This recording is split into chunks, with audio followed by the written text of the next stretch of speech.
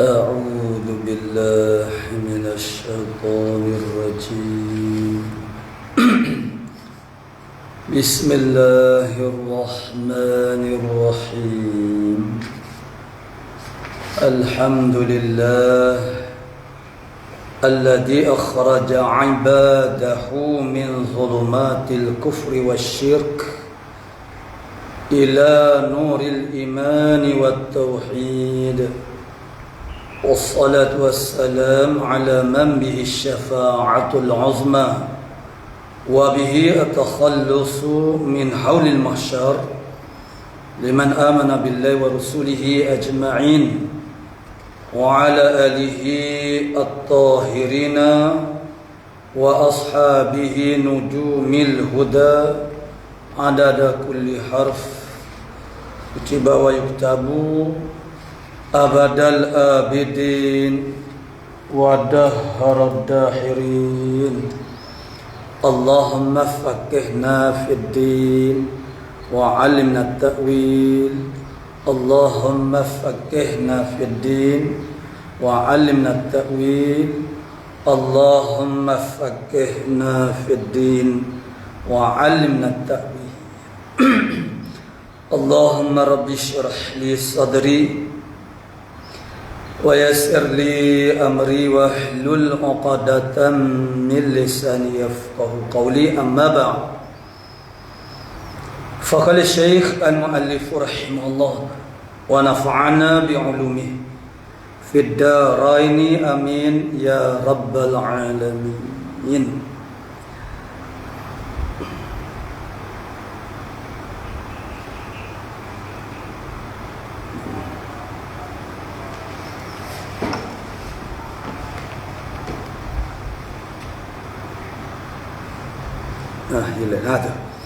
Jazam yang membetuli bagi waqi' yang hasil jazam itu daripada dalil, artinya i'tiqad yang putus yang mengenai akan yang berhubung yang benar, yang jadi i'tiqad itu daripada tanda yang menunjuk atas betul i'tiqad itu. Qala muallifu rahimahullahu taala, sambungan kepada kelmari makna jazam.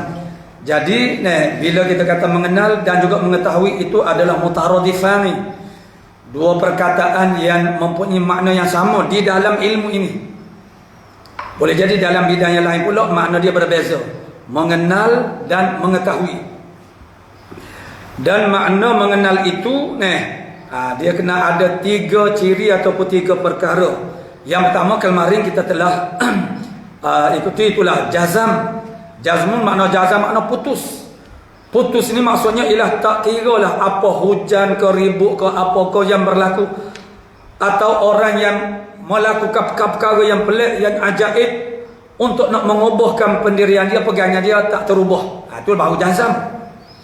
Tidak kira apa yang dijazamkan itu benar ataupun mana fasid yang rosak ataupun yang batil, asalkan pergi dengan kemah keming, maknanya orang panggil putus. Putus maksudnya tak boleh nak diogeh dah, tak boleh dah digoncangkan dia. Tetap mantap, rasikhah tu maksudnya teguh. Seperti rasikhah ni maknanya pohon kayu yang besar yang berakar tunjan, itu dia panggil rasih meneguh di dalam bumi. Begitu suatu pegangan itu yang begitu meneguh di dalam sanubari, mana di dalam hati seseorang itu, maka itu yang dikatakan sebagai jazmun, makna jazam. Dengan tidak mengambil kira yang dijazamkan itu adalah perkara yang sebenar ataupun yang batil. Itu yang pertama. Yang membetuli dengan bagi waqi', yang membetuli mutabaqatul lil waqi', mutabiqun lil waqi', mutabiqun ataupun muwafiqun. Muwafiq maksudnya yang muafakat. Muafakat itu makna yang sama, yang membetuli, yang mengenai. Itu yang ditafsirkan selepas daripada ni. Perkataan yang digunakan ialah membetuli, tafsir dia ialah yang mengenai, kena dengan perkara yang sebenar. Jadi yang membetuli ataupun istilah dia panggil mutabaqah. Mutabaqah tu maksudnya yang membetuli bagi waqi'. Waqi' ni makna perkara yang sebenar. Al-amrul waqi', perkara yang sebenar ataupun kejadian yang sebenar. Itu dipanggil waqi'. Waqi' itu mana yang jatuh, mana yang berlaku. Sama ada benda yang maujud, yang ada, ataupun kejadian yang berlaku. Nah, kejadian yang berlaku itu mana waqi', amrul waqi'. Mana perkara yang jatuh, yang berlaku, mana diri pekerjaan yang sebenarnya. Jadi, mengenal itu ialah jazam yang membetuli dengan waqi'. Orang Kristian yang Allah Ta'ala sebut dalam Al-Quran, i'tiqad mereka itu adalah innallaha ats-tsalitsu tsalatah. Allah Ta'ala itu adalah salah satu daripada 3 kepribadian Tuhan. Itu i'tiqad mereka. I'tiqad, akidah Trinity. Akidah itu dipegang dengan begitu sangat mantap, kemah keming, dengan teguhnya dalam hati mereka. Tetapi i'tiqad mereka itu tidak membetuli dengan waqi', tidak mengenai dengan perkara yang sebenar. Maka itu tidak dinamakan sebagai ma'rifah. Bukan itu dipanggil sebagai jahil murakkab. Jahil murakkab mana jahil yang tersusun, yang mana orang seorang itu perasa, dia perasan bahasanya dia tu tahu satu perkara sedangkan dia tak tahu. Padahal pengetahuan dia itu adalah tidak betul, makna salah. Ini adalah golongan orang yang paling susah. Dari segi dakwah, dia ada Allah Ta'ala menggariskan ada 3 jenis golongan. Mad'u ni makna orang yang didakwah. Melalui ayat ud'u ila sabili rabbika bil hikmati wal mau'izati wajadilhum billati ahsan. Jadi golongan yang pertama ialah kita mendekati dia bil hikmah. Ini golongan yang paling payah. Yang kedua yang paling mudah, iaitu bil mau'izah, yakni orang-orang yang mengetahui mereka itu jahil, mereka bersedia untuk menerima pelajaran dan juga pengajaran daripada guru. Mereka terima apa saja, tetapi kadang-kadang mereka ni yang terlalu orang panggil melampau-lampau pada menerima tanpa berfikir langsung. Itu yang menjadikan dia kata orang panggil jumuk dan sebut orang panggil berfikir. Dan yang ketiganya adalah wajadilhum billati ahsan. Mereka yang nak kepada fakta, nak kepada bukti, nak sesuatu perkara itu yang boleh memuaskan akal fikiran mereka. Golongan ini ya ada cabarannya, tetapi yang paling mencabar adalah golongan yang pertama, yakni bil hikmah. Bil hikmah ini kalau orang kampung dia kata cerdik tak boleh nak tupai, tak boleh nak tumpan dengan cerdik dia, dan bodohnya tak boleh nak diajar. Ini perlu orang panggil didekatkan dengan setiap daripada 3 golongan ini. Dia panggil dia masih lagi ada pecahan-pecahan yang sangat banyak. Jadi maknanya mereka yang merasakan mereka tahu, hakikatnya pengetahuan mereka itu tidak membetuli dengan waqi', maka itu dia panggil jahil. Dan ulama memanggilnya sebagai jahil murakkab. Dan inilah golongan yang sangat-sangat orang panggil mencabar kewibawaan seorang pendakwah. Karena dia akan memungkinkan berlaku perkara-perkara kalau tak kena edah, tak kena cara, pendakwah itu akan jadi kelang kabut dibuat oleh golongan seumpama ini. Baiklah, 2 mengenal itu yang pertamanya jazam, yang kedua membetuli waqi'. Yang mana jazam itu, yang hasil jazam itu, berlaku jazam itu daripada dalil. Maksudnya jazam itu yang membetuli dengan waqi' itu berasas kepada dalil. Sandaran dia adalah dalil. Dan dalil itu adalah tempat berpegang bagi fikrah itu. Sehingga fikrah itu akan jadi, dia panggil mustaqim, makna tetap. Tidak mudah goyah, tidak mudah hanyut dengan fikrah-fikrah yang baru datang. Kalau kita tidak ada dalil, fikrah itu boleh orang panggil mudah terkesan dengan fikrah-fikrah yang lain. Dalil itu, apa makna dalil? Dalil itu dari segi ta'rifan dia ialah fahmu amrin bi amrin. Kita fahamkan satu perkara dengan satu perkara yang lain. Seperti kita fahamkan bahawasanya ada api berdasarkan kita melihat kepada asap. Kita tidak nampak api, yang kita nampak ialah asap di udara. Jadi asap di udara itu dipanggil sebagai dalil yang menunjukkan api yang kita tak nampak dengan sebab terlindung dengan bangunan, terlindung dengan pohon kayu, terlindung dengan itu ini, dengan rumah-rumah. Daripada kejauhan itu kita tidak nampak api itu, tetapi kita yakin bahawasanya ada api. Kerana apa kita yakin begitu? Kerana ada tanda dia. Dalil itu maknanya tanda pun nak kata tanda pun boleh, alamat pun boleh. Itu mengikut keadaan orang panggil tempat-tempat dia. Nah, ada tempat mana disebut secara rasminya disebut sebagai dalil. Jadi dalil itu lebih-lebih mantap. Dia punya orang panggil makna dia. Jadi dalil itu ialah fahmu amrin, kita fahamkan satu perkara dengan suatu perkara yang lain. Kita fahamkan ada api ialah berdasarkan kepada ada asap. Dalil itu pula dia ada hak lafziah, kita sebut. Hak kita kata ni ialah dalil. Sebab tu yang lagi kita akan belajar sifat Allah Ta'ala, sifat kalam Allah Ta'ala, ta'aluk dia panggil ta'aluk dilalah. Jadi kalam itu sepertilah kalam kita makhluk.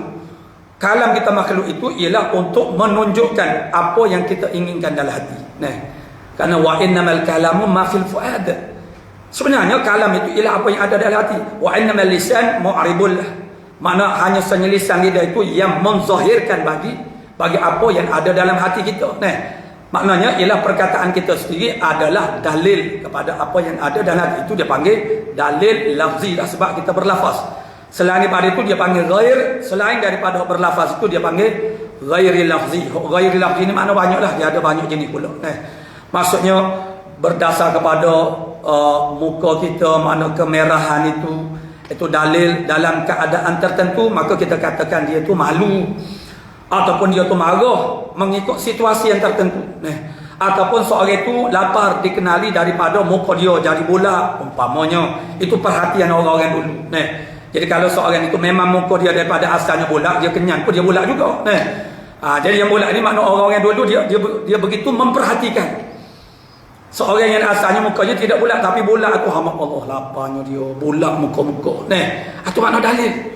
Berdasar kepada orang panggil bahasa tubuh badan kita, riak wajah kita ni, wajah muka ni adalah anggota zahir yang paling mulia. Kerana di muka inilah terserlah apa yang ada dalam hati kita. Ada orang dia pandai, itu perlu kepada satu orang, makna dia memang ada kebolehan daripada awal lagi, dia pandai menyembunyikan.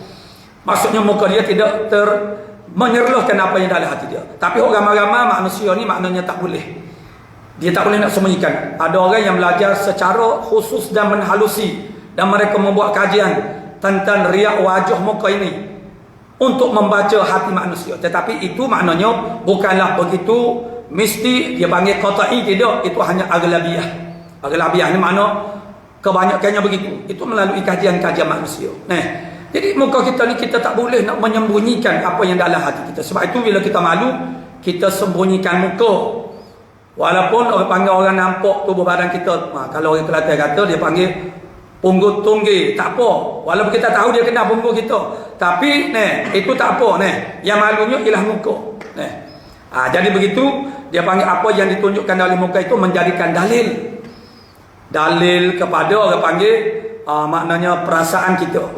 Jadi dalil ialah suatu perkara yang menunjukkan kepada perkara yang lain. Jadi maknanya yang menjadi orang panggil kita ni faham kepada sifat-sifat Allah Subhanahu Wa Taala. Kerana ada dalil-dalilnya. Apa dia dalil? Kejadian alam ini. Kejadian alam ini dipanggil sebagai dalil Allah Taala. Itu maknanya sifat-sifat Allah Taala itu dia panggil madlul. Madlul. Api dia panggil madlul, benda yang ditunjuk. Asap di udara dipanggil sebagai dalil, mana perkara yang menunjuk. Zat Allah Ta'ala, kaifiat zat Allah Ta'ala, hakikat zat Allah Ta'ala tidak ada dalil. Yang menjadi dalil itu kepada sifat-sifat kamalat Allah Subhanahu Wa Ta'ala. Jadi kalaulah ada dalil kepada zat Allah Ta'ala, yakni tentang kewujudan itu ada dalil lah. Wujudnya zat Allah Subhanahu Wa Ta'ala ada dalil.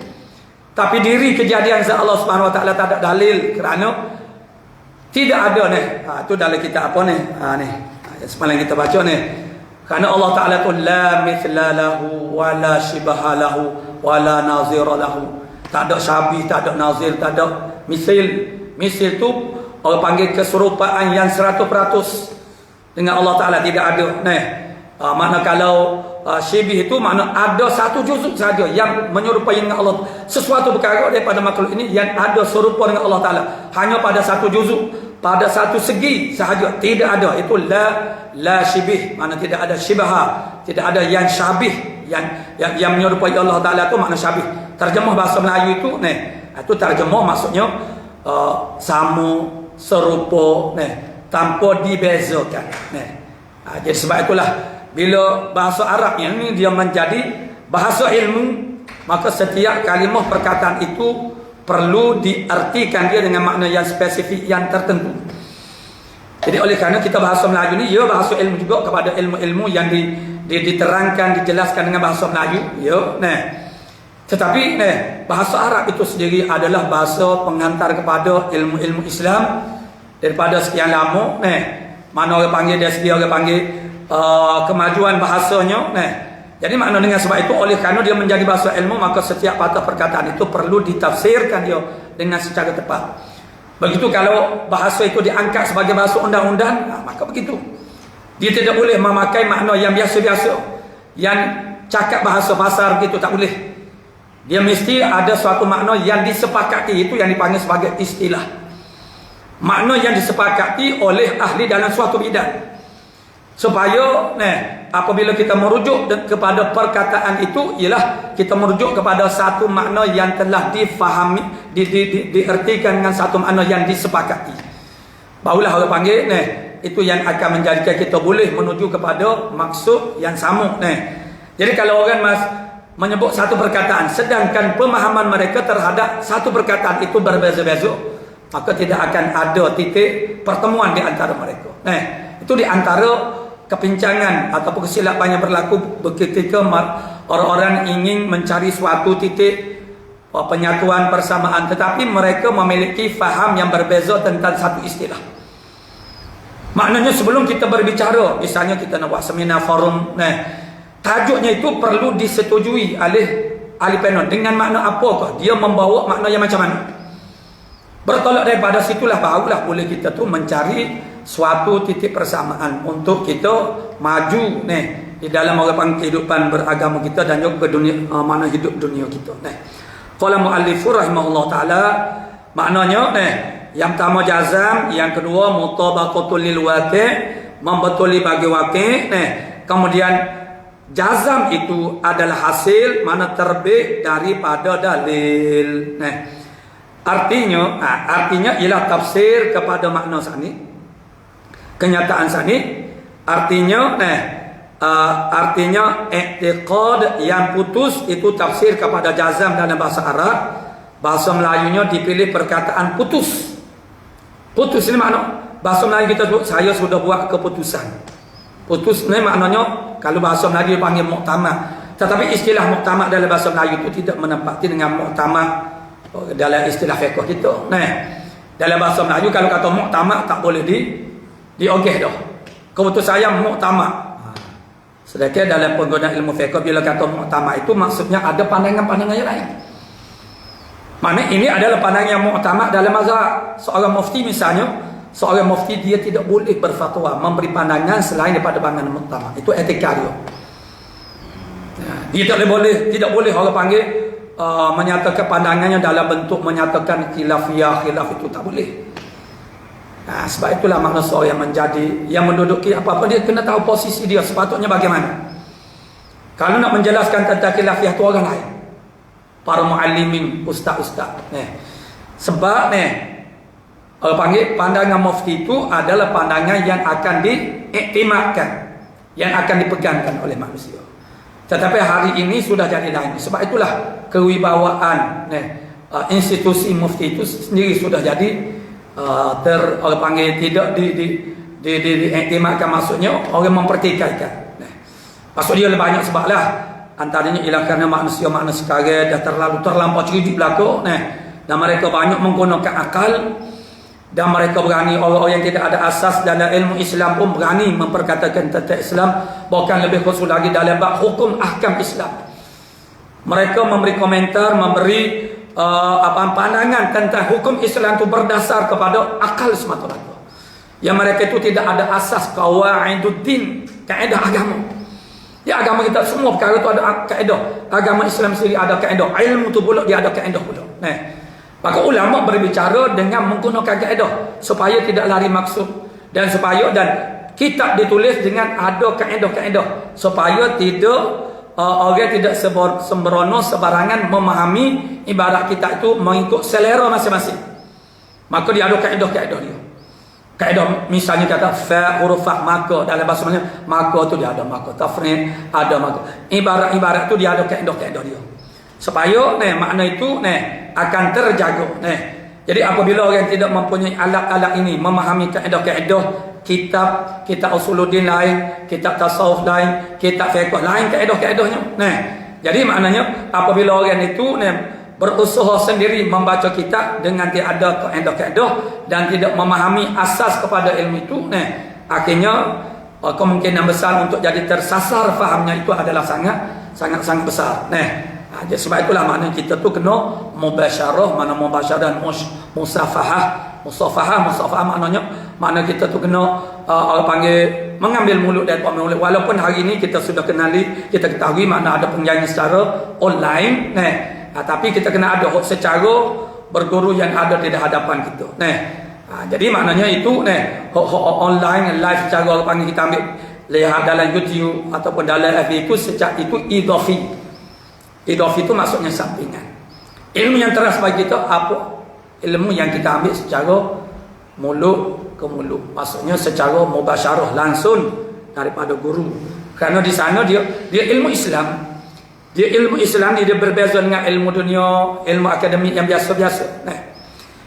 Ilmu Islam itu dia tidak bersandarkan semata-mata kepada kemampuan intelektual seseorang itu. Maksudnya IQ mereka tidak, bukan begitu. Untuk memahami Islam dia ada perkara-perkara lain, yakni hubungan kita dengan Allah Subhanahu Wa Taala. Dan dia ada adab-adab dia. Itu kita boleh belajar kita ta'lim ataupun literatur penuntut yang diterjemah ke bahasa Jawi karangan Syekh Zarnuji dibaca di pondok-pondok untuk belajar-belajar mengetahui kedudukan sebagai pelajar itu bagaimana. Maksudnya adab-adab belajar dengan kitab, dengan guru. Itu makna semua itu dan perkara-perkara yang mewariskan, yang mempersatukan ingat ataupun lupa itu dibincangkan. Jadi itu mana apa yang dijazam itu mestilah ada dalil dia. Ada dalil tempat orang panggil bertolak, orang panggil apa yang dijazamkan itu. Benda yang kita makrifah, perkara yang kita tahu itu mana dia bertolak daripada dalil. Artinya makna i'tiqad yang putus yang mengenai itu dia tafsir kepada membatuli akan yang benar. Akan yang benar itu dia terjemah daripada waqi'. Waqi' mana waqa'ah, mana wuku', mana yang jatuh, mana yang berlaku, yang mana yang jadi i'tiqad itu daripada tanda. Tanda itu maksudnya dalil. Tanda yang menunjuk atas betul i'tiqad itu. Kata betul i'tiqad itu bahasanya dianya membetuli dengan waqi'. Maka bila terhimpunnya tiga ciri ini, yakni jazam, kemudian membetuli waqi' dan ada dalil apa yang dijazam itu, maka barulah dikatakan sebagai ma'rifah.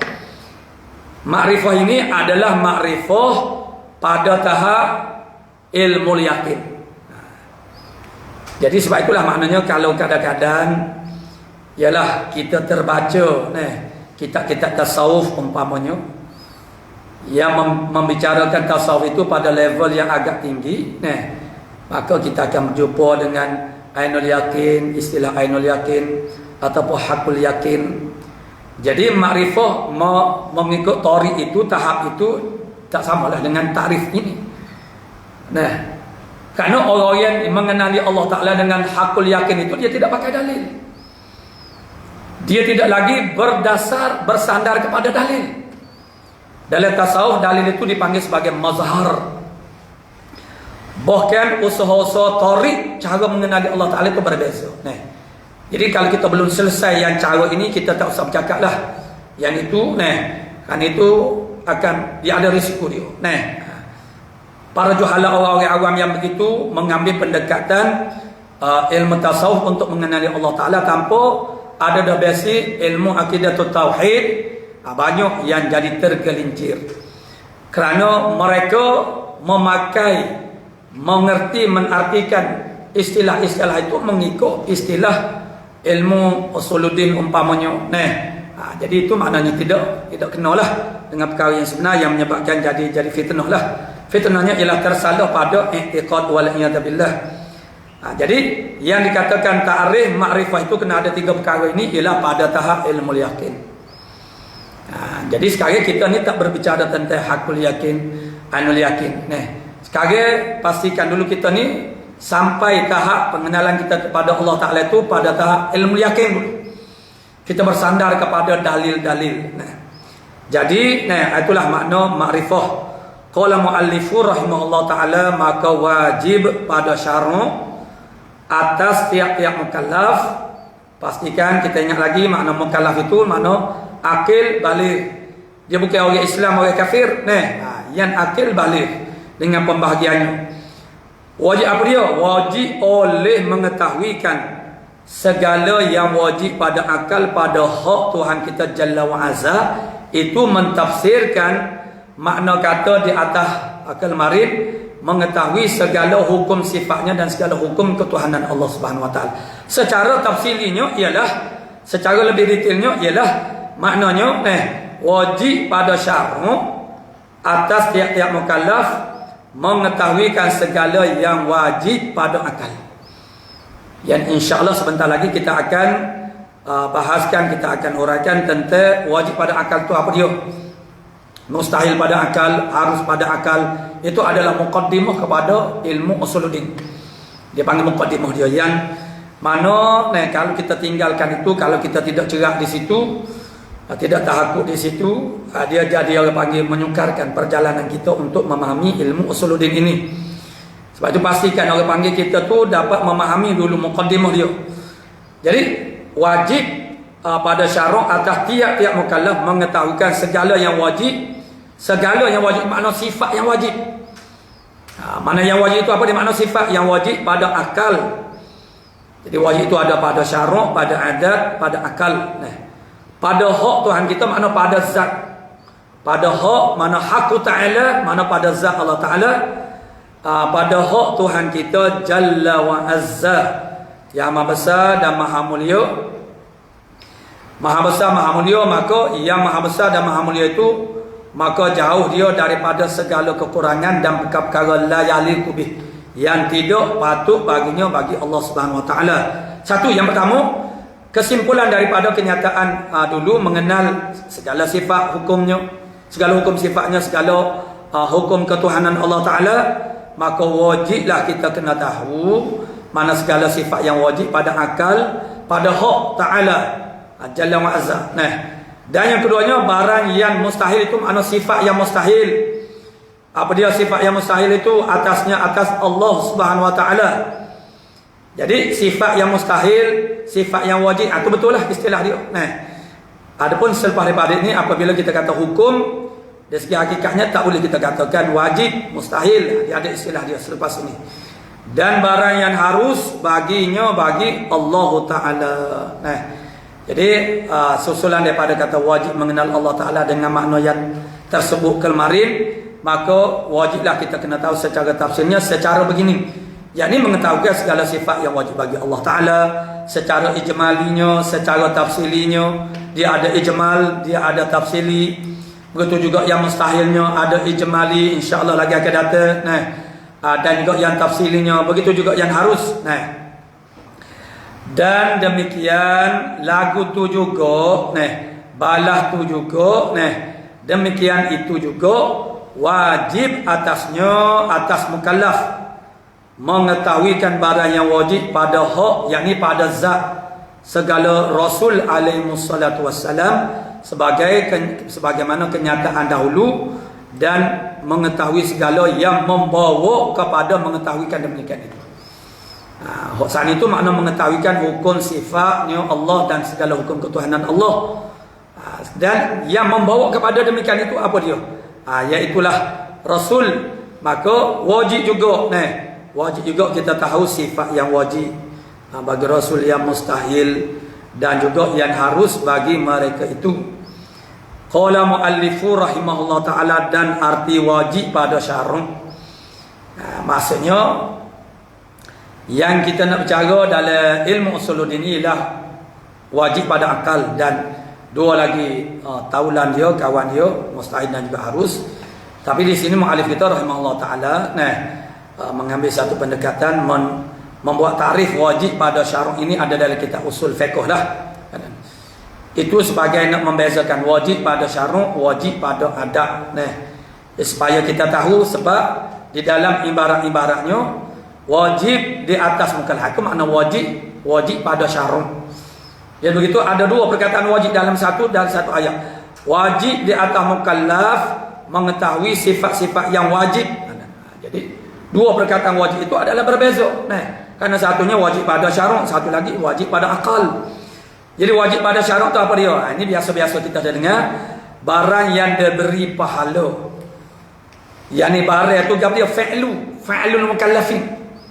Karena hukum itu terjadi hukum taklifiyah itu dia kena di atas perbuatan mukallaf. Sebab itulah kalau kita misal contohnya, misal kita kata babi itu haram. Jadi kalau ada orang dia kata babi tidak haram, jangan kita terkejut. Tetapi tak usahlah kita kata lagu tu sebab manusia tidak tahu hakikatnya sebenar. Betul lah dia kata babi itu tidak haram. Sebab haram itu dia panggil apa dia? Hukum taklifiyah syariah. Yang haramnya kita makan babi. Kita tu makna haramnya. Diri babi itu tidak ada hukum di atas diri dia. Tapi istilahnya maknanya diharam itu min haitsu zatih, daripada sekira-kira zat yang disebut, atau min haitsu tariq, daripada sekira-kira jalan. Misalnya nasi halal molek-molek tapi boleh jadi haram dari sudut cara kita mendapatkannya itu secara haram, jadi dia haram. Jadi haram itu ialah makan nasi yang kita ambil daripada cara yang tidak diizinkan oleh syarak. Jadi maksudnya ialah hukum haram ke wajib itu dia kena kepada fi'lul mukallafin, perbuatan mukallaf. Adapun diri babi itu sendiri itu tak ada apa hukum lah. Cuma dari segi istilahnya makna mereka orang menyebut bahasa hukum babi hukumnya apa dia? Haram. Begitu. Begitu untuk orang awam itu kafar, cukup dah, begitulah. Tak perlu karena kadang-kadang makna tidak perlu diketahui. Karena maklum dah bahasanya maksud haram itu haram memakannya. Dan juga menggunakan apa-apa juzuk luar ko, dalam ko, zat dia ko, ataupun fudlah ni lebih-lebih seperti hingus, peluh dia, semua tu najis berlaku. Maka najis itu maksudnya haramlah melumurkan dengan najis, haram apatah lagi kalau makan. Jadi wajib pada syaruk itu ialah yang barang yang diberi pahala, barang yang tugas beliau. Itu dipanggil isim mausul, barang itu kena kepada perbuatan mukallaf yang diberi pahala atas mengerjakan barang yang itu. Kalau kita buat mana kita dapat pahala dan diseksakan. Maksud diseksakan ini bukan diseksa, dijanji seksa. Itu kita kena takdir dia panggil. Dijanji seksa atas meninggalkan akan barangnya di sini. Itu makna wajib. Jadi yang diseksakan itu kita kena takdir. Dia bukan sahaja bahasa Arab. Apatah lagi bahasa Arab dia ada takdir, dia ada hazaf. Begitu dikatakan dalam ilmu nama laula takdir wal hazfu la fahimal himar. Kalau tidak ada takdir kita niatkan sesuatu lafaz itu secara niat saja, tidak ada pada lafaz, pada tulisan. Sekiranya tidak ada takdir dan juga hazaf ni makna buat la fahimal himarun saja. Himar boleh faham. Himar tu makna keldai. Sama ada keldai betul-betul, tapi maksudnya himar itu simbolik kepada orang bodoh. Kalau kita orang Melayu makna lembu, orang Arab simbolik kepada orang yang bodoh itu adalah keldai. Sebab itulah dalam isu mana zikir Allah. Jadi ada pihak-pihak yang mengatakan tidak boleh kita berzikir Allah. Karena katanya tidak ada makna. Lain kata Allahu Akbar, Allah Maha Besar. Allah dia kata tak ada makna. Inilah singkatnya ilmu. Maksudnya Allah itu walaupun kita sebut Allah, dia ada takdir dia. Takdir itu macam-macam. Seperti kitab kita babun. Babun itu ada i'rab dia. I'rab itu babun makna hadza babun. Ini ialah suatu bab. Dia ada, tidak tercatat secara tulisan, tidak disebut. Seperti Allah itu Allah. Tak ada mak. Yalah, mas Allah tu ada makna. Lafaz Allah tu lafzul jalalah. nama bagi zat yang wajib wujud. Nah, tapi makna bagaimana Allah apa dia Allah?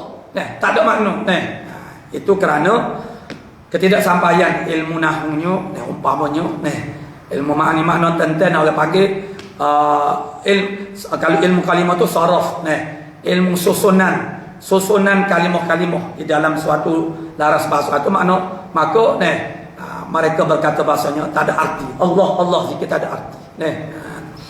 Itu jauhlah kita belajar ilmu nahwu ni peringkat basic pun ada dah huraian begitu. Maksud tak ada makna apa. Ni makna benda tu diniatkan. Sepertilah dalam kitab kita ni bila kita mengatakan la ilaha illallah, maka kita kena hadirkan dalam hati kita, istihdarkan, mengiringi lepas itu Muhammadur Rasulullah. Hujung kitab kita ni.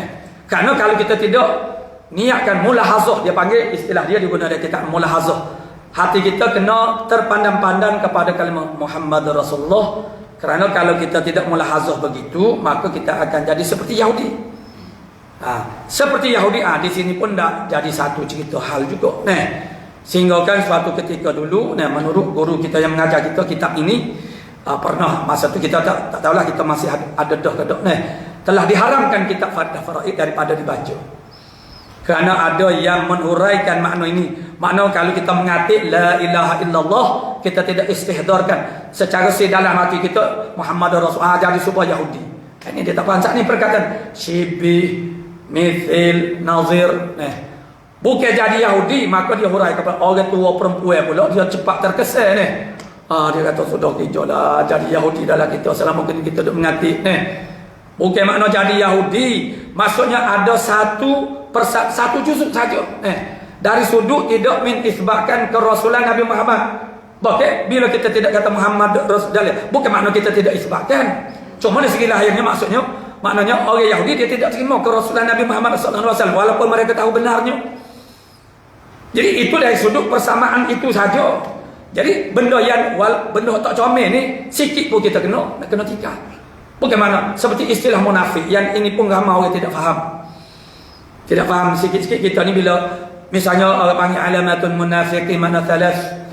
Maknanya salah satu makna alamat orang tanda orang munafik tu 3. Disebutkan mana bila bercakap, berbohong, bila orang panggil dia beri amanah, mana dia bila berjanji dia ingkar, janji dia mungkir, janji dia, dan bila dia beri amanah dia khianat dengan amanah dia. Itu adalah dia bukan itu saja. Bukan itu sebagaimana semalam kita sebut arkanus Islam itu bukan 5 tu hak besar-besar. Sedangkan hakikat afradul Islam itu dia ada lagi. Bukan itu saja sebagaimana kita sebut semalam. Jadi afrad kepada sifat munafik itu bukan 3 ni saja. Patut apa Nabi kata 3 ni, nak ayat kata hak ni hak besar-besar. Hak power-power induk-induk dia. Masih ada lagi contoh dia. Dalam Quran Allah Taala menyebut wa idza qamu ila salati qamu qusala. Itu juga kriteria, itu juga ciri-ciri munafik. Apabila mereka itu bangun berdiri untuk mengerjakan sembahyang, mereka bangkit mengerjakan itu dengan keadaan rasa malas. Kerana orang yang beriman yang khalis, yang khalis ni yang bersih daripada campuran kepura-puraan, itu yang disebut sebagai nifaq. Itu mereka bangkit melakukan sembahyang dengan perasaan rajin, gemar. Sebab apa? Sebab sembahyang itu adalah Syekh Dr. Tani sebut dalam kitab dia, silatum bainal abdi wa rabbih, adalah silah perhubungan di antara makna komunikasi interaksi di antara hamba dengan Tuhannya. Jadi kalau Allah Taala itu kekasih kita, kita tidak akan jemu bercakap-cakap, berbual-bualnya. Mana itu adalah mahalul munajah, dia panggil tempat kita bermunajat. Sayyidina Ali penuh anak panah di ketingnya. Satu riwayat di tangan, begitu ingin dicabut oleh sahabat-sahabatnya, beliau tidak mampu untuk menanggung kesakitan yang amat. Lalu beliau memberhentikan orang kelantar, kata kau dulu, kau dulu, kau ni stop. Kau tu maksudnya stop. Jangan cabut kerana terlalu sakit. Gini, nanti saya sembahyang, masa tu kamu cabut. Begitu pesanan itu dituruti oleh para sahabat, maka dia sembahyang dicabutkan daripada betisnya. Anak panah hidup mata dia tu dia kelantar panggil ceracak dia, nyangkut dia tu. Bila kita nak tarik keluar itu, dia akan menyangkut akan daging-daging itu sangat-sangat sakit. Kesakitan akan jadi bertambah-tambah. Jadi apabila beliau selesai daripada sembahyang, Assalamualaikum warahmatullahi wabarakatuh, Assalamualaikum warahmatullahi, beliau melihat orang mengurungi dia, pakat likun dia. Lalu dia tanya, apa duk pakat likun aku duk semaya ni. Lalu orang tunjuk kepada peti mana itu, tunggap dia tu berkembur darah. Maksudnya ialah dia tak rasa sakit ketika dia semaya. Sebab apa? Lazat munajat dengan Allah Subhanahu Wa Taala. Kita tu jauh jenaklah, jauh. Kita tu maknanya ada gangguan sikit. Yang kita ni tak gatal bila ada sembahyang. Jadi gatal itu dipanggil sebagai seduhan sembahyang. Seduhan itu wujud ketika sembahyang saja. Kalau kita tak sembahyang, tak wujud seduhan tu, tak ada gatal-gatal. Itu kita jangan layan. Dia ada orang panggil kerenat daripada syaitan. Siapa tak syaitan kata, dia tarik punggung kita lah, yang menyebabkan rasa macam nak terketuk, nak tu. Memang dia sengaja buat lagi tu. Dia tarik, dia ada bulu-bulu di punggung, dia tarik benda tu. Dia macam-macam lah dia buat. Supaya kita jadi teralik, dia taswiskan hati kita pula. Mana dia mewas-was kacau hati kita supaya kita berfikiran bukan-bukan.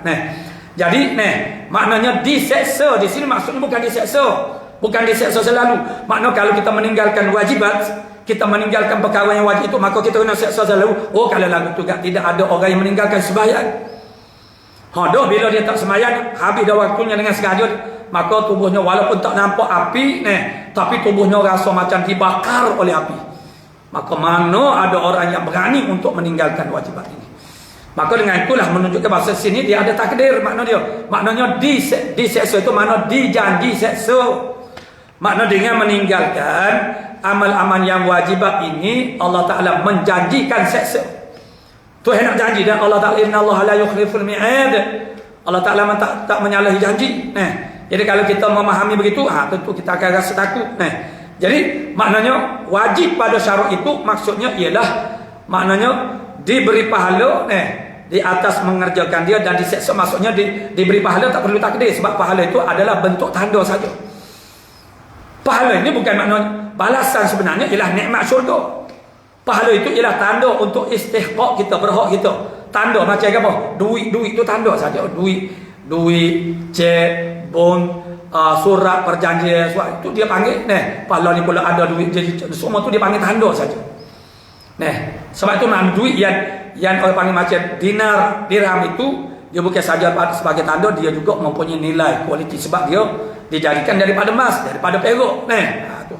Jadi dengan sebab itu dia jadi mantap. Jadi maknanya dijanji pahala dosa. Dia tidak sebut kalau di mana dosa, mana diberi pahala, lawan kepada pahala ialah dosa. Dosa tu tanda kepada akan diazab. Seksa tu bahasa Arabnya azab. Di sini makna diberi pahala itu ialah tanda. Mana hakikatnya apa dia yang nak diberi daripada pahala itulah nikmat syurga. Itulah maknanya hakikat apa yang dijanjikan itu ialah syurga, tapi dirujuk kepada syurga itu ialah pahala. Dan diseksakan makna dijanji seksa atas ketiadaannya barayan sana. Mana melakukan barayan, diberi pahala atas mengetahui itu, dan diseksa atas ketiadaannya barang yang wajib. Qala mu'allifu rahimahullah ta'ala, dan arti wajib pada akal. Sebagaimana saya sebutkan tadi, inilah dia panggil muqaddimah kepada ilmu sifat 20 ataupun sifat mana ilmu usuluddin.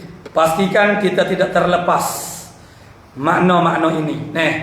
Kerana ini akan menjadikan kita itu orang panggil belajar ala basiratin, di atas pelihatannya cerah, ataupun belajar dalam keadaan tergagah-gagah, kata orang Kelantan.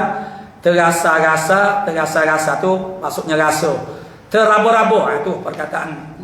Teraba-raba maksudnya seseorang yang melakukan suatu perkara yang dia tidak tahu hujung jatuhnya, makna rizahnya, natijah akhirnya, akibahnya. Akibah tu adalah natijah yang terakhir. Itu mana akibah. Akibah ambil daripada akibat tumit kita tu dia mengiringi. Mana perkara yang akhirnya apa dia? Atomik kita bahagian akhir. Kita bisa betulkan soh, tu tengok di tumit. Jadi akibah itu maksud dia ialah kesudahan yang terakhir, apa dia? Jadi wal akibatu lil muttaqin, kesudahan yang sempurna, yang terbaik itu hanya milik bagi orang yang bertakwa sahaja. Kesudahan yang terpuji itu hanya milik bagi orang yang bertakwa sahaja. Jadi ini adalah muqaddimah kepada ilmu akidatut tauhid. Kerana sebelum daripada wujudnya ilmu yakin, maka Al-Quran, hadis itu tidak akan menjadi rujukan sumber kepada orang yang belum sampai kepada tahap itu. Setelah sampai kepada dia, tapi bukan bermakna tak boleh kita membacakan ayat Quran kepada orang kafir. Begitu dalam Quran itu menyediakan banyak hujah-hujah, dalil-dalil. Jadi maksudnya, tapi cara maksudnya dia tak terima ayat itu. Tetapi seandainya ayat Quran itu dapat menyentuh hatinya, dia kalam itu ialah perkataan itu untuk menyentuh hati manusia. Maka kita membacakan ayat dalam Quran sebenarnya sudah menyebutkan apa yang kamu katakan ini. Untuk mereka tersedar. Rupa-rupanya Al-Quran kita orang Islam itu sebenarnya sebodoh. Jadi begitu. Sedang pada masa itu mereka belum lagi menerimakan Al-Quran. Sekarang kita bercakap tentang nak membenarkan akidah Islam itu. Maka kita kena guna hukum akal. Hukum akal ini bukan hukum akal yang dilepaskan, sebagaimana yang dikatakan oleh Panji Gumilang, untuk memerdekakan akal kita berfikir secara bebas. Maka itu adalah jalur kepada etis sebenarnya. Bukan sahaja liberal dibuka. Liberal itu sebenarnya dia akan pergi kepada etis. Liberal itu keterbukaan, dibukakan. Islam ini yang begitu sudah kemah keming dah, Nabi sekeru, maka dilonggarkan sekerunya. Itulah makna liberal. Kemudian maknanya etis itu memang tak ada syariat, tak ada peraturan, tak ada agama, tak ada Tuhan. Jadi liberal itu akhirnya akan mengarah kepada etis. Jadi maknanya dan liberal itu sebagai contohnya, sebagai alat, sebagaimana Kristian sebenarnya alat kepada Yahudi. Karena Yahudi bukan agama dakwah, dia tak boleh berdakwah orang lain masuk agama dia. Kerana orang lain semuanya bangsa yang selain daripada bangsa dia adalah bangsa najis. Boleh dibuat apa-apa pun. Jadi mereka adalah pilihan Allah Subhanahu Wa Taala. Hanya mereka nak merosakkan akidah umat Islam. Berbeza dengan agama Kristian, agama dakwah sebagaimana agama Islam. Mereka mengajak orang lain supaya masuk dalam agama Kristian. Dan pendiri kepada agama Kristian pun ialah orang Yahudi, Paulus. Itulah dalil. Dan Alkitab itu mengandungi, ada sekarang ni, Alkitab itu adalah mengandungi Al-Ahdul Qadim, Al-Ahdul Jadid, perjanjian lama, perjanjian baru, iaitu yang dikatakan kitab Taurat. Tapi itu bukan yang asli, yang asal Taurat Nabi Musa AS, Allah Ta'ala beri kepada Nabi Musa. Begitu juga perjanjian baru itu dikatakan Injil, pun juga bukan Injil yang diberikan oleh Allah Ta'ala kepada Nabi Isa AS. Itu menjadikan dalil bahawa memang maknanya Kristian itu adalah ejen Yahudi. Sebab mengapa mereka satukan Al-Ahdul Qadim dengan Ahdul Jadid dalam satu kitab yang dinamakan sebagai Alkitab. Sedangkan mereka mengatakan agama Kristian itu lain-lain. Qala mu'allifu rahimahullah ta'ala, dan arti wajib pada akal. Jadi wajib itu dia ada pada syarak saning tadi, dia ada satu lagi pada adat. Ini makna hukum. Hukum kita dah bagi tahu tadi. Hukum makna dia isbatu amrin au nafyu. Kemarin kita sebut. Hukum itu maksudnya kita menisbatkan satu perkara atau kita menafikannya. Jadi satu perkara yang diisbatkan itu tak ada sifat Allah Taala ataupun sifat yang maha tu, kita menafikan itu dia ada bahasa Melajunya hukum itu disebut sebagai keputusan. Jadi keputusan itu ada keputusan syarak, keputusan akal, keputusan adat. Ada sesuatu perkara yang berulang-ulang, khilaf ulama. Sebahagian ulama mengatakan berulang 2 kali maka itu dah jadi hukum dah, hukum adat. Wajib misalnya. Wajib membakar oleh api yang akan perkara mana benda yang kering apabila bersentuh dengan syarat-syarat dia. Jadi wajib pada akal maksudnya hakim dia ialah akal. Kalau hukum syarak, hakim dia ialah syariat Allah Subhanahu Wa Taala ataupun Nabi secara majazinya. Hukum adat ialah adat yang menghukumkan begitu. Hukum adat itu makna dia sah menyalahi. Itu hukum adat dia tak bawa di sini, di belakang sana dalam bab perbahasan sifat iradah atau qudrat di sana. Ketiadaannya kembali kepada mengetahui. Jadi mana saat ini wajib mengetahuikan barang yang wajib. Wajib pada syarak itu barang yang diberi, mana barang yang sebab ni ketiadaannya ketiadaan maka diberi pahala atas mengetahui itu dan diseksakan atas ketiadaannya. Ketiadaan yang mana ketiadaan mengetahui lah. Seperti mengetahui dan saat ni terlangkau saat ni ada telaka ni. Misal tu kita tak baca ni. Yang ni dan diseksa atas meninggalkan dia. Jadi wajib pada syarat itu barang yang diberi pahala. Jadi sini tak ada tu perkataan mana meninggalkan dia, meninggalkan barayan. Cuma barayan itu merujuk kepada apa dia? Barayan itu ialah bukan mengetahui. Hak ni hok dia buat misal tu mengetahui. Tu contoh kepada barayan. Mengetahui itu contoh kepada barayan. Makna barayan itu ialah kena kepada fa'il perbuatan. Yakni fa'lul mukallafin. Maksudnya barang yang diberi pahala makna perbuatan yang diberi pahala. Dan diseksa, dijanji seksa atas meninggalkan dia perbuatan itu. Contoh perbuatan yang diberi pahala kalau kita mengerjakan dia dan dijanjikan seksa di atas meninggalkan perbuatan itu apa dia? Seperti mengetahui. Mengetahui itu contoh bagi perbuatan. Sesuai dengan ilmu yang dibicarakan dalam kitab ni. Sesuai dengan maka mu'alif kita buat misal hak wajib pada syarat tu dia mengetahui dengan ada Allah Ta'ala itu hukumnya wajib pada syarat. Maksudnya apa dia? Maksudnya kalau kita mengetahui itu perbuatan itu barang yang kita mengetahui ada dengan ada Allah Ta'ala maka kita dapat pahala. Sekiranya kita meninggalkan mengetahui, maksudnya tidak ada mengetahui dengan adanya Allah Ta'ala maka dijanji seksa. Yang ini janji seksanya mukhalladun makna khalidan fiha. Makna diseksa selama-lamanya di dalam neraka. Jadi misal seperti ni misalnya sebab kita ni duk cara bab wajib mengenal Tuhan, maka dia buat misalnya kok wajib pada syarat tu apa dia misal dia? Mengenal Allah Taala. Mengetahui dan atas tadi mengenal dan mengetahui. Begitu dalam huraiannya menyebut bahasanya mana mengenal dan mengetahui itu di dalam ilmu ini. Dalam ilmu ini adalah mutaradif, makna sama makna dia. Jadi seperti mengetahui dengan ada Allah Ta'ala hukumnya apa dia pada syarat wajib pada syarat tafriq dia, maka tu dia panggil maka tafriq, yakni kesimpulan daripada itu maka dia beri pahala atas mengetahui itu. Perbuatan mengetahui itu diberi pahala dan diseksa, maknanya diseksa, dijanjikan seksa atas ketiadaannya. Tak diseksa selalu atas dunia ni. Akan datang yaumul jaza, hari pembalasan iaitu akhirat. Diseksa, dijanji seksa atas ketiadaannya, nyonya mengetahui. Ni betul. Ni betul panggil kembali kepada mengetahui. Hak tadi meninggalkan dia barayan. Ni betul. Atas ketiadaannya, ketiadaan mengetahui. Betul lah ni. Ni mana ketiadaan mengetahui sebab hukumnya wajib itu kan dia mengetahui itu wajib. Bila kita mengetahui dengan adanya Allah Ta'ala maka kita dapat pahala. Bila kita meninggalkan dia mengetahui itu jadi dijanjikan seksa. Adapun di atas tadi dan diseksakan atas meninggalkan dia barayan. Maka mengetahui itu ialah contoh kepada barayan.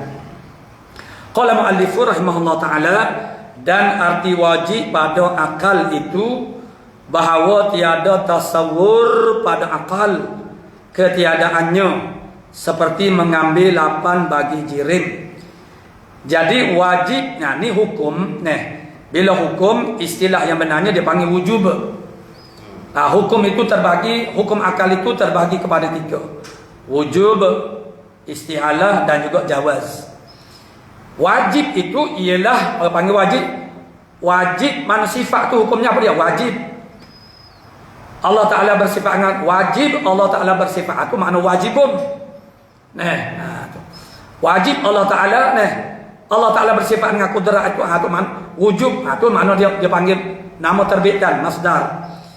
Itu ibarat ini dia panggil dia panggil dalam ibarat ini dia ada tasam, ada bermudah-mudah seperti Syekh Imam Abu Hasan Asy'ari membilangkan sifat wujud itu sebagai sifat itu tawasuk, dia panggil berluas-luas dan bermewah-mewah, maknanya bermudah-mudah. Kerana kalau nak dikirakan dengan hal yang sebenarnya, Kalau mengikut kaedah Imam Abu Hasan Asy'ari, makna wujud itu bukannya sifat. Karena wujud itu adalah ainul zat. Tetapi dia bilang 13 termasuk sifat wujud. Itu ala sabil ghalabah ataupun tawassul, berluas-luas. Tu. Jadi arti wajib pada akal itu barang yang tiada tasawur, yang tidak diterima pada akal ataupun tidak boleh tergambar pada akal. Dia ni hok baca tasawuf ini takrif siapa dia ni? Takrif Syekh Sanusi. Mana melalui kitab dia, kitab matan akidah tauhid yang paling teras, yang paling basic dipelajari, dan begitu ramai-ramai ulama mensyarahkan matan ini. Tapi tu kita Syekh Ahmad Fatani dia tidak mensyarahkan matan itu, tetapi dia mengambil takrifan kepada wajib pada akal itu daripada kitab tu juga. Jadi dia ada dua boleh baca. Perkataan tasawur itu dia yu tasawwaru, itu pada asalnya. Dia ada yu tasawwaru dan ada ya tasawwaru. Yang tidak tergambar mana yu tasawwar, mana digambarkan. Kalau baca dengan yu tasawwaru itu dia kena ada fil akli, pada akal. Sebagaimana takrif di sini. Adapun kalau baca malaya tasawwaru, kalau asal itu tak perlu ada fil akli. Mana perkara yang tidak termungkin tiadanya. Begitu. Tapi sini ini lebih mudah lagi. Malayu tasawwaru fil akli. Mana barang yang tak boleh nak ditasawurkan pada akal. Benda yang tak boleh nak diterima pada akal, tak boleh nak digambarkan pada akal, ketiadaannya barangnya. Tak adanya barangnya itu maknanya tak boleh nak terima pada akal. Maka kitab-kitab moden dia panggil, dia telah memintas ibarat ini, memintaskan maksudnya itu dengan ibarat yang agak lebih mudah difahami oleh orang sekarang. Maknanya barang yang tentu ada, barang yang tentu adanya, barang yang tentu adanya, barang yang tentu ada, perkara yang mesti ada. Jadi itu ambil ibarat biasa, barang yang tak terima pada akal kita tak adanya. Namun takrif ini, ini kita kena rojak, kita kena bagi tahu, dijagai dalam kitab-kitab lain, maksudnya dijagai takrif ini. Takrif Imam Sanusi ini dijaga, dibuat ihtiraz dengan bahawa tidak cukup dengan perkataan ketiadaannya, supaya dia jadi jami'. Jami' ini melengkapi kepada seluruh sifat-sifat Allah Ta'ala yang wajib kita ketahui secara tafsili. Secara tafsili maksud secara satu persatu itu. Itulah di atas khilaf ulama. Diambil, kalau kita ambil qaul yang masyhurnya ialah 20 sifat. Maka ulama-ulama telah membahagikan 20 sifat ini kepada 4 kumpulan. Kerana dilihat di sana bahasanya daripada 20 sifat ini ada beberapa sifat yang mempunyai titik persamaan. Maka diletakkan, orang panggil beberapa sifat itu dalam satu kumpulan supaya mudah menuju hati kita untuk memahami sifat-sifat itu. Seperti yang di akhirnya setelah membicarakan tentang sifat ma'ani, itu diberitahu bahasanya makna sifat itu dibahagikan, sifat Allah Ta'ala dibagi kepada sifat nafsiyah, salbiyah, ma'ani dan juga ma'nawiyah. Jadi mengapa ulama membagi-bagikan sifat Allah Ta'ala ini kepada, ada yang dinamakan nafsiyah, ada salbiyah, ada ma'ani, ada ma'nawiyah, supaya faham kita terhadapnya akan jadi lebih mantap lagi, lebih tahakuk lagi. Jadi setiap sifat Allah Ta'ala daripada 4 kumpulan itu dia berbeza cara dia. Maksudnya ialah hakikat diri sifat-sifat ini adalah berbeza-beza. Jadi supaya takrif ini dia panggil jami'. Sebelum daripada kita menyelesaikan ni, ulama membahagikan kepada sifat nafsiyah. Maka yang dimaksudkan dengan nafsiyah, sifat wujud itu dia panggil, dia benda yang ada di dunia ini, dia ada 4 perkara. Mengikut setengah daripada pembahagian ulama, dia yang pertama asas dia adalah maujud dengan ma'dum. Maujud dengan ma'dum, perkara yang ada dengan bahagian-bahagiannya. Yang kedua adalah ma'dum kahwin yang tak ada. Tidak ada tetapi ada ungkapannya untuk mengungkapkan suatu perkara yang tak ada. Dan yang ketiganya dipanggil amrun iktibari, perkara yang bangsa kira-kira sahaja. Contohnya kita buat contoh selalu untuk amrun iktibari. Kalau benda yang mawjud itu mawjud fil kharij, benda yang ada kita boleh tengok, boleh ihsas dengan panca indera kita, itu makna mawjud lah. Mawjud fil khariji, pada alam realiti, alam nyata. Jadi amrun iktibari ini contohnya ialah seperti sifat wujud itu sendiri. Sifat wujud itu bukan sifat yang bangsa ada. Sebab itu pada menisbatkannya, soalan yang ditanya Allah Ta'ala tu ada ke tiada, jadi kita jawab ada. Itu maknanya kita menghukumkan Allah Ta'ala tu ada, itu makna isbatkan wujudnya Allah Ta'ala, mana ada Allah Ta'ala. Kemudian ada Allah Ta'ala itu dia ada hukum lagi. Ada Allah Ta'ala itu makna kita tak akan orang tidak. Ni kalau orang tanya ada Allah Ta'ala tu ada ke tiada, itu tak betul lah, dipanggil fasidun, rosak. Soalan yang rosak ni kita tak boleh jawab, kita kena bagi soalan dulu. Orang seringkali terperangkap dengan soalan-soalan yang fasidun, yang fasid, terus menjawab soalan yang rosak. Bila kita jawab kepada soalan yang rosak, mengikut soalan itu jadi rosaklah jawapan kita tu.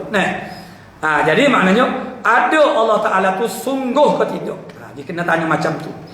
Kerana ada tu dia panggil perkara yang bangsa sungguh. Allah Ta'ala tu ada sungguh, dan seumpama dengan ada ini segala perkara yang mana baba-baba futaninya disebut panggil sebagai perkara yang passion sungguh. Ni yang bangsa ada. Passion sungguh ni seperti datang, pergi, luruh. Sekarang musim buah durian. Buah durian luruh. Buah durian itu adalah wujudiyun ataupun mawjud. Benda yang passion ada, sebab tu kita boleh pegang dia, kita boleh makan dia, boleh jual dia. Luruh buah durian. Mana awak jual durian ini, mana luruhnya? Saya nak beli juga luruh dia. Kalau kena kepada orang bengkin, orang pongoh, ni tak apalah. Apa tanya luruh? Luruh ni bagi tak ada. Luruh itu apa dia? Apa maksud dia luruh? Luruh ini ialah suatu dia panggil amrun perkara, kejadian yang diiktibarkan saja. Iktibar itu maksudnya kira-kira. Iktibar kata dia tercabut, tangkalnya tercabut daripada dahannya, kemudian dia jatuh ke bawah, nama dia luruh. Mari maksudnya iktibar pergerakan daripada jauh kepada dekat, nama dia mari. Pergi maknanya pergerakan daripada dekat kepada jauh. Jadi jangan kita kata tiada mari, Muhammad tiada mari. Tak usahlah kita menafikan mari, makna meniadakan mari. Sebab mari dipanggil tahsilul hasil. Dalam ilmu ini dipanggil tahsilul hasil, menghasilkan benda yang sudah hasil dah. Tak payah bagi tahulah kata mari itu tiada. Memang itu memang tiada. Jadi kita kena kata tidak mari. Yang lawan dia ialah sungguh, ya ataupun tidak. Ada lawan dia tiada. Jadi bila kita belajar ilmu akidah tauhid ini, makna bahasanya perlu kita pastikan dengan betul, dengan tepat. Tak apalah kita kecek bercakap biasa-biasa. Ni kita ni maknanya yang cakap tiada mari itu ialah orang India mari ke negara kita, dia kata tiada mari. Jadi dia merosakkan bahasa kita, lalu kita pun turut dia pula tiada mari juga. Sedangkan mari itu bukan benda yang wujudi. Bila nak menafikan benda yang wujudi, baru kita kata tiada. Bahasa Kelantan panggil tak ada. Tak ada mari. Mana tidak mari. Tidak mari makna ada mari. Bukan ada mari, mari tidak ada. Mari sungguh, sungguh mari. Ya datang, ya datang. Bukan ada datang. Walaupun ya memang ada orang bercakap macam tu, tapi dari segi bahasa pun maksudnya tidak tepatlah.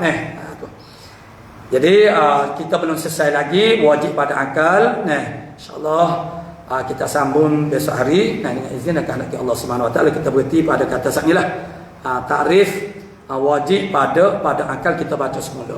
Supaya akhirnya dia jadi lengkap dan sempurna lah ila akhir. Wallahu Subhanahu Wa Taala a'lamu bis-shawab. A'udzu billahi minasyaitonir rajim. Bismillah. Alhamdulillah rabbil alamin wassalatu wassalam ala asyrafil anbiya'i wal mursalin wa ala alihi wasallam. Allahumma taqabbal minna innaka antas sami'un alim wa tub alaina ya maulana innaka antat tawwabur rahim. Allahumma inna nas'aluka al-ilma khaifin wa inabatal mukhbitin wa syukra as-sabin wa tabatas siddiqin wa sallallahu ala sayyidina Muhammadin wa ala alihi wa sahbihi walhamdulillah.